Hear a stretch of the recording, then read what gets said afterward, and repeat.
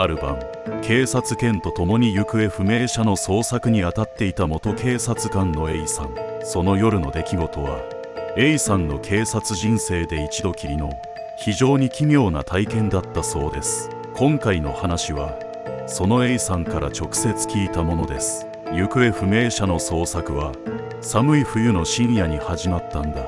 70代の男性が夕方から連絡が取れなくなってね。家族からの通報で警察はすぐに捜索を開始したんだ。 A さんは警察犬のアース号と共に出動しました。アース号は普段から優秀な警察犬で行方不明者の匂いをたどるのが得意でした。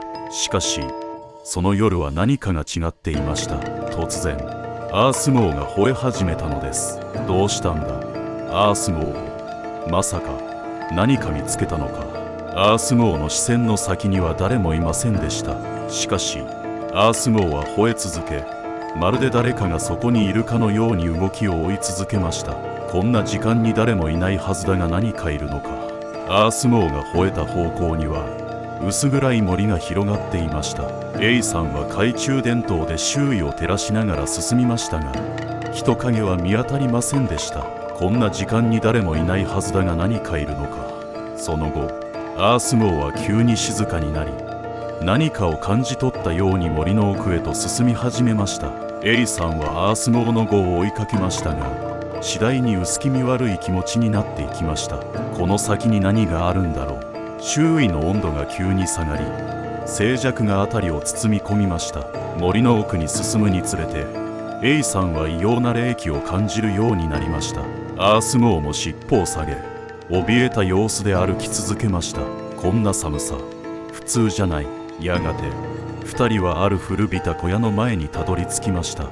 その小屋は捜索エリアの地図には記載されておらずまるでそこだけ異次元に存在するかのようでした。 A さんは小屋のドアを開けると中から冷たい風が吹き出しました。アース号はしばらく躊躇していましたがやがて A さんの後について宙に入りました。何かがここにいる。小屋の中は薄暗く家具や物が散乱しておりまるで誰かが急いで逃げ出したかのような様子でした。突然アース号がまた吠え始めました。 A さんは驚いてアース号の視線を追いました。すると薄暗い部屋の隅に白い影が見えました。 A さんは息を飲み懐中電灯をその方向に向けましたが影は消えていました。本当にここに幽霊がいるのか。その時 A さんは耳元でささやくような声を聞きました。ここにいる、助けて。 A さんは背筋が凍る思いでしたが声の方向に向かって歩みを進めました。誰がここで何を求めているんだ。声の方向に進むと A さんは一人の老人が座り込んでいるのを見つけました。行方不明者の男性でした。彼は震えながら助けてくれてありがとうとつぶやきました。 A さんは急いで彼を支え外へ連れ出しました。無事でよかった。本当にここにいるとは思わなかった。外に出た瞬間 A さんはまたあのささやき声を聞きました。ここにいる、見つけて。 A さんは振り返りましたがそこには誰もいませんでした。ただアース号だけがじっと小屋の中を見つめていました。アース号も何かを感じているんだな。翌日 A さんは捜索の報告を上司に提出しながら小屋についても話しました。しかし上司はその場所について全く知らず地図にも記載されていないとのことでした。 A さんはさらに調査を続けましたが小屋の存在はまるで幻のように消えてしまっていました。一体何があったんだろう。その後アース号は何度か同じ場所を訪れるたびに吠えるようになりました。まるでそこに何かがいるかのようにアース号も何かを感じ取っているに違いない。 A さんはこの経験を忘れることができず今でもその場所を思い出すたびにあのささやき声を思い出すと言います。 A さんはその後も何度か同じエリアを捜索しましたが二度とあの小屋を見つけることはありませんでした。地元の人々に聞いてもその場所について知っている者はいませんでした。本当に幻だったのか。アース号もあの出来事以来時折不思議な行動を見せるようになりました。夜のパトロール中に突然立ち止まり何もない空間をじっと見つめたりするのです。アース号も何かを見ているんだろうか。ある日 A さんは地元のコローにこの話をしました。コローはその場所には昔一つの家族が住んでいたが、突然姿を消したという話があると語りました。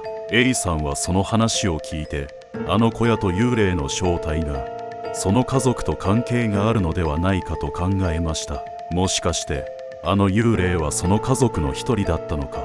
再び現場を訪れた A さんは、行方不明者が発見された場所付近で古びた日記のようなものを見つけました。日記には、私たちはここに閉じ込められた、助けてと書かれていました。さらに調査を進めると、その日記は行方不明になった家族の一人のものだと判明しました。これが本当なら、彼らは本当にここで何かにとらわれていたんだ。 A さんはさらに調査を続けました。地元の図書館で古い新聞記事を調べ、その家族が謎の失踪を遂げたことを確認しました。記事には家族全員が一夜にして消え、その後何の痕跡も残されていなかったと書かれていました。これは単なる偶然じゃない、何かがこの家族をここに縛り付けているんだ。 A さんは警察の資料室にも足を運び、失踪事件に関する古い捜査記録を探しました。そこで家族が失踪する前に怪奇現象が頻発していたという報告書を見つけました。家の中で物が勝手に動いたり、夜中に奇妙な声が聞こえたりしていたそうです。記録には家族全員が怯えていたと書かれていました。彼らは何かに取りつかれていたのかもしれない。数年後、A さんは警察を退職する前にもう一度あのエリアを訪れました。アース号も一緒でした。再びあの霊気を感じる場所にたどり着きましたが、小屋は見つかりませんでした。最後にもう一度何かを見つけられれば。 A さんはその場所で一人静かに立ち尽くし、あのささやき声を思い出しました。ここにいる、助けて。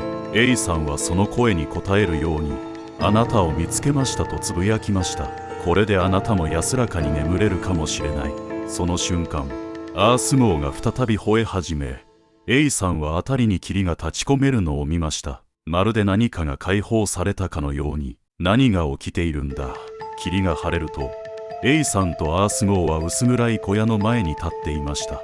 A さんは驚きました。この小屋、やはり幻じゃなかったのか。小屋の中から再びささやき声が聞こえてきました。ここにいる、助けて。 A さんは意を決して小屋に入りました。中は以前と同じく散乱しており、冷たい空気が漂っていました。 A さんは声のする方向に向かって歩きました。あなたを見つけるためにここに来たんだ。声のする場所には古びた日記と一緒に小さな箱がありました。箱を開けると、中には古い写真や手紙が入っていました。手紙には、私たちはこの家に囚われている、誰か助けてと書かれていました。これが彼らの助けを求める声の正体か。 A さんは写真を見ました。そこには失踪した家族の写真が写っていました。写真には、私たちはここにいると書かれていました。これが証拠だ。彼らはここで何かに囚われていたんだ。突然、部屋の温度が上がり、暖かい空気が流れ込んできました。アース号も静かに座り込み、何かが解放されたかのように穏やかになりました。これで彼らは解放されたのかもしれない。 A さんは箱の中の手紙や写真を持ち帰り、再度警察に報告しました。警察は再びその場所を調査しましたが、小屋は再び見つかりませんでした。しかし A さんの持ち帰った証拠品は確かに存在し、行方不明者の家族のものだと確認されました。これで彼らも安らかに眠れるだろう。 A さんはその後もあの場所を訪れることはありませんでした。しかしアース号は時折夜中に遠吠えするようになり、まるで誰かに話しかけているかのようでした。アース号も何かを感じ取っているんだろうか。 A さんはその後、警察の記録を整理する仕事に就き、あの時のことを忘れることはありませんでした。彼の語る話は警察官仲間の間でも語り継がれることとなりました。今回の話はいかがでしたでしょうか。行方不明者捜索中に警察犬が発見した幽霊の正体、それは何とも言えない不思議で恐ろしい体験でした。 A さんとアース号が体験したこの出来事は、私たちに見えない世界の存在を感じさせます。皆さんも夜道を歩くときには何か不思議な気配を感じることがあるかもしれません。それではまた次回の怪談朗読でお会いしましょう。